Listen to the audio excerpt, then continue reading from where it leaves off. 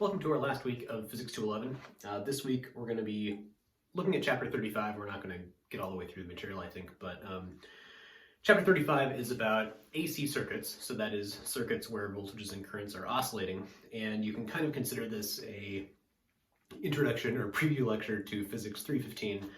This is what we do for the first month or so of that class, and this is to entice you all to, I guess, take it with me when I teach it later. Okay, so Chapter 35, AC circuits.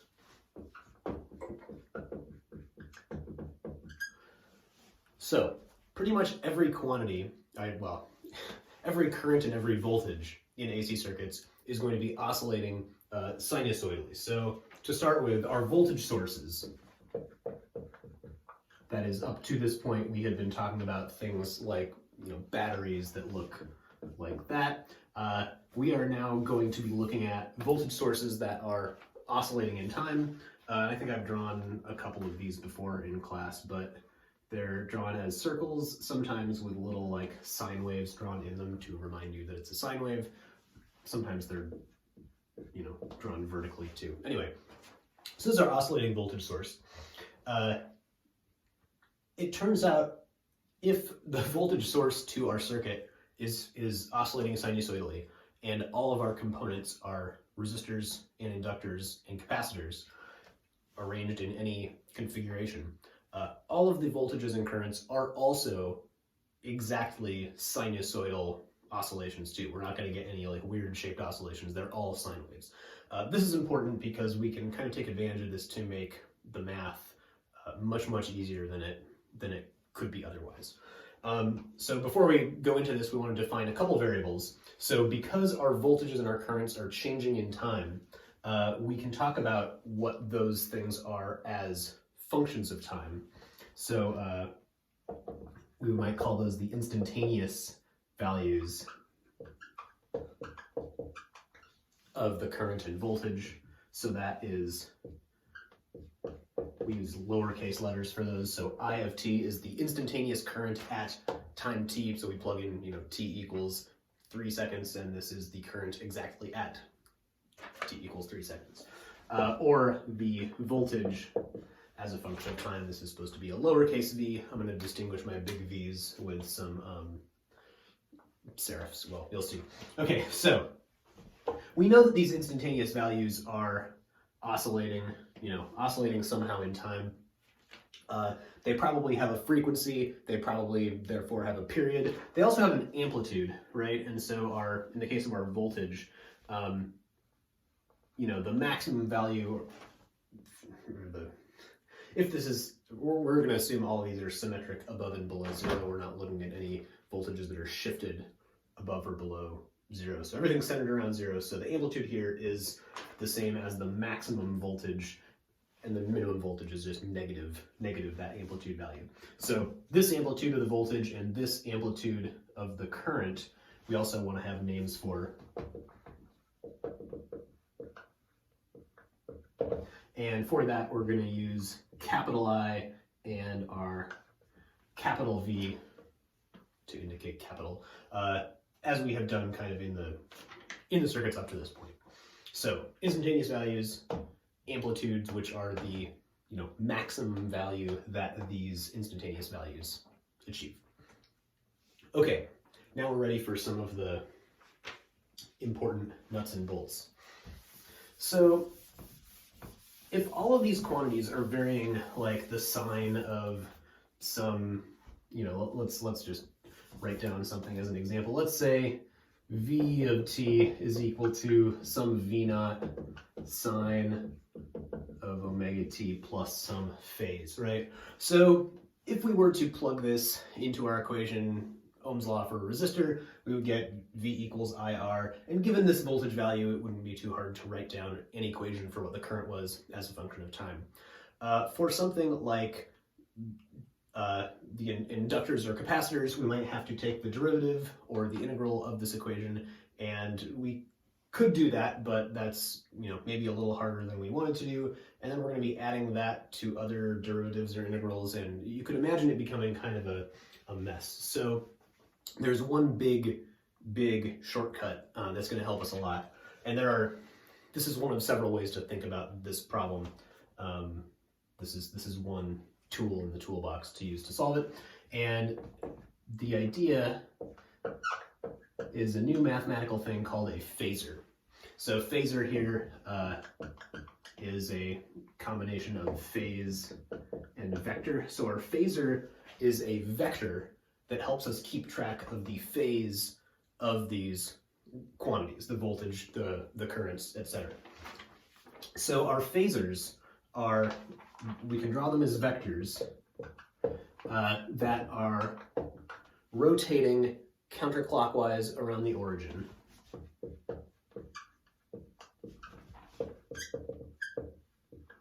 At the same frequency that our voltages are oscillating at. So at, I guess I should say, angular frequency omega. So same as the voltage, which means that their angle, well, hold on to that for a second. So they're rotating with this frequency omega. That's good enough for now. And we can use these to visualize what's going on with these oscillating variables.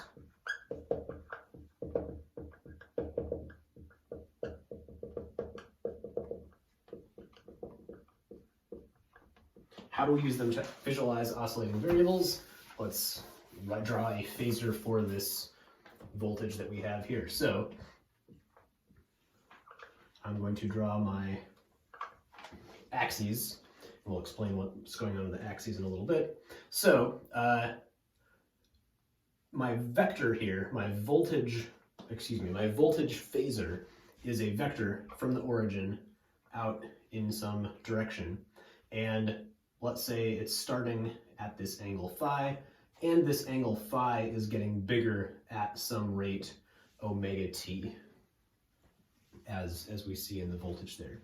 And the magnitude of this vector is, maybe I'll do that in a different color.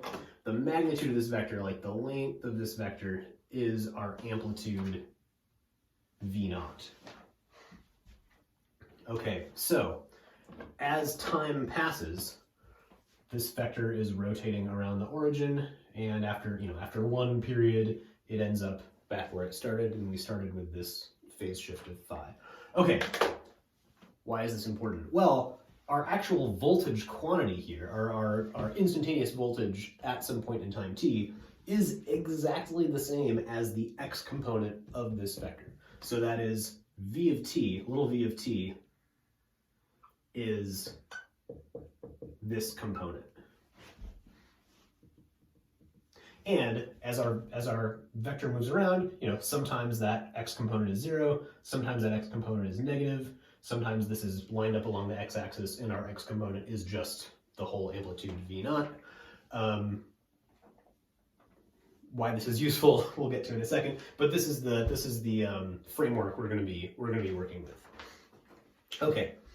We could plug in some actual numbers, like if V naught was 10 volts and omega was something, we could plug in some actual numbers and get some answers, but we have better things to do with our time right now. So let's move on to one example with a resistor.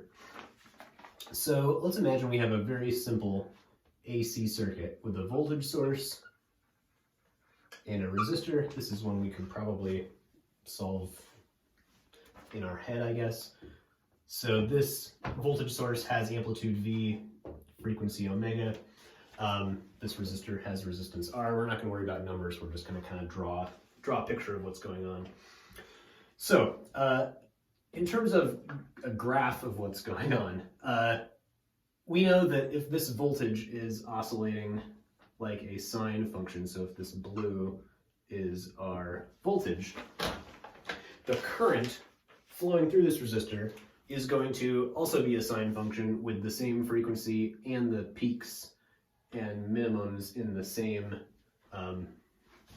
same place, because Ohm's law is just, I'll get it third time's a charm.